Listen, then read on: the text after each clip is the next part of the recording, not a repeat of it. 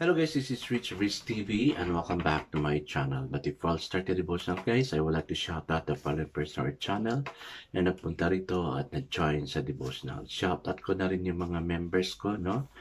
To Heart Punsalan, Mami Rose Crap, and Connie Vlog. Shout out na rin sa mga pumupunta rito, no? To Jans TV, Pinbert Tolpo, Retro Vlog, Jusalinko Studio, SSC TV of Korea, Michael Aborita, Honila, Bernadette Haro, Jerry Abo, Vin Lawrence Chonko, French Shendo, Kim Sari Incason, Mary Jane Ispares, Ronald Amihana, Harry Says Imihas, Kyle Dawaja, Stain Dimalig, Hilya Rosaroso, Trixie Claire, Ashley Moreno, Andrea Oxinia, Neil Bisnar, Felix Dopo, Alan Chan Liagas, Leah Alcolar, Nicole Salceda, Jodeline Buenafe, LVG Nualo, Samantha Camille, Rachel Calderon, Dale Ramos, Lerian Lubitos, Dominic Daomar, Kim Lago, Carl Valientes, and Sunshine Morga. Shoutout na rin sa mga hindi nakisabay na manood sa devotional, but still napunta pa rin dito para manood at makinig sa devotional. God bless us all, guys.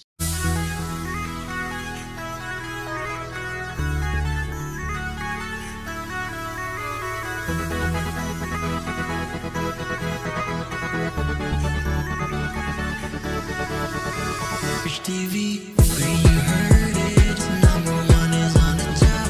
Good advice is they'll never stop. Rich TV, where you heard it, number one is on the top.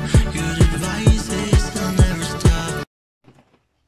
Happy Sunday sa ating lahat. Although nakapagsimba tayo, but yet still, I invite you to come and join the devotional. Kasi yung simbahan natin is for,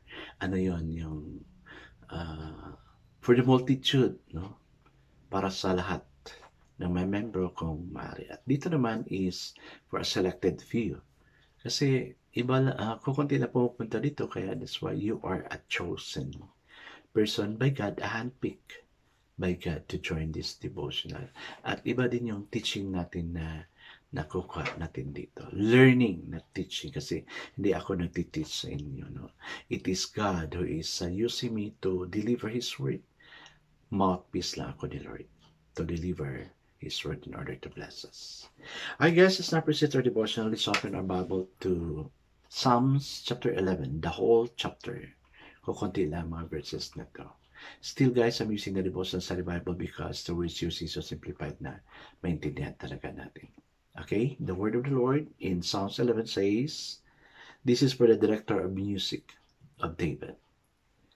And it says, in the Lord I take refuge. How then can you say to me, flee like a bird to your mountain? For look, the wicked bend their bows. They set their arrows against the string to shoot from the shadow at the upright in heart. When the foundation are being destroyed, what can the righteous do? The Lord is in His holy temple. The Lord is in heavenly throne. He observes the sons of men. His eyes examine them. The Lord examines the righteous, but the wicked and those who love violence, His soul hates.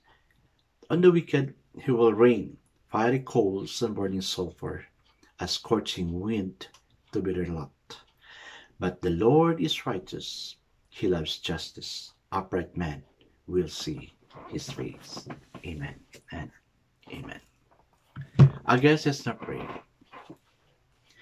We thank you, God, that your favor is on the righteous, O Lord God. Yes, we know that sometimes silly people would just make fun of everything, even the bird. Shot it, oh God, for nothing. Di naman nila kinakain, but just to parang praise themselves na tinamaan nila yung bird because they are like this, they are like that. What a wasteful idea. But thank you, God, for leading us to be righteous, Lord God. Na you will learn to love us because you're making us to do right things. Encouraging us to do things that will please you, O God, and even help others. Lord God, naman yung mga negative values na nasa amin, O God, change it, O God. We have no power to change ourselves, but we know you can because you're the most powerful God. the God who is able to change us. Yes, Lord, bless each one nandito ngayon. Okay. May we learn something to this devotional as we have our own private devotional later. Na magmuni-muni kami kung ano yung natutunan namin through this devotional. Yes, Lord, we commit all these things to you in this name pray. Amen and amen. The focus verse here for this evening, guys, is found in Psalms chapter 11, verse 7. And it says, "For the Lord is righteous. He loves justice. The upright will see His face." Amen. I like the verse, no? Kaya i-claim natin yan. So the title of our devotional is, He Loves Justice. When you are poor and someone healthy and powerful cheats and oppresses you, you cannot do anything. Mang Eddie, a farmer, says, "The expression on his face shows no bitterness, only calm. When I've had a hard day because someone treated me unfairly, I give the matter to God. After my evening meal, as I wash my farming tools, I ask God to handle the injustice because I can't and I don't know how." Mang Eddie was one of the recipients of fundraising drive in my friend's church. His hope in God in the face of the injustice calls to mind what David says in Psalm 11, "In the Lord I take refuge." Amen. That is in verse 1. When he faced with wicked people, David looked to God.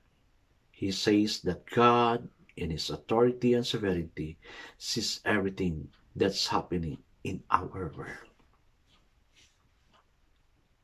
The Lord is on His heavenly throne. He observes the Son of Man. His eyes examine them, as what we have read in verse 4. God's heart is inclined towards the righteous.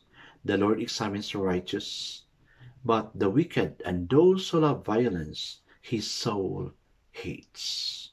In verse 5, God loves justice, and when we're oppressed, our response should be to keep trusting and obeying Him and following His leading. Ultimately, justice for our situation rests in His hand, subject to His perfect will and wisdom. We can have peace knowing that God sees our plight and will help us. Amen and amen. Guys, at this time, we are really facing injustice, no, sa mga properties namin. No? There are those na squatters na napatayo ng bahay sa hindi naman nila lupa. At sila pa yung may nagsabi na, "We will kill you." Wow, grabe, no? Parang kami pa ang may kasalanan na sila na yung nag-grab ng lupa namin. Parang inangkin nila, dapat mapasalamat na sila kasi they used that land for many years. Naging milyonaryo sila using our properties. O, di ba? Kaya sabi ko, Lord, where is justice in this? No? Sila yung nag-squat ng namin, nagnakaw, and then kami pa ang ipapapatay kasi nga kukunin na daw namin yung lupa. Of course, because we are the owner. The injustice is in us, not to them. No? Kaya sinamong ko sila kay Lord. Sabi ko, Lord, hindi maganda yung ginawa nila. No? Hindi maganda talaga. They are so ungrateful. Instead na mapasalamat, parang kami pa yung may kasalanan na papatayin nila. Well, they have that, have in mind, but I know God is so powerful. Palaban kami kay Lord. We don't have armies, we don't have weapons, but I know God's weapons to be used is stronger than the weapons they have. Babalik sa kanila yan. Babalik sa kanila yan. Karma. No? Kaya nga, sabi ni Lord, di ba? The Lord is righteous, He loves justice. The upright will see His face. Amen. And I claim that. And He don't want those people na masama yung ginagawa. Di ba? Babalik sa kanila yan. And they will not prosper. They will really not prosper. God hates the doings, yung mga ginagawa ng mga taong masasama, and He is not pleased with what He is doing. Guys, if you are also suffering the same, isumbong natin sila kay Lord. Isumbong natin sila kay Lord. Greater is He that is in us than He that is in this world. I guess let's now pray. Thank you for being our righteous, just God. Help us to live in your righteousness and trust you always. Amen and amen.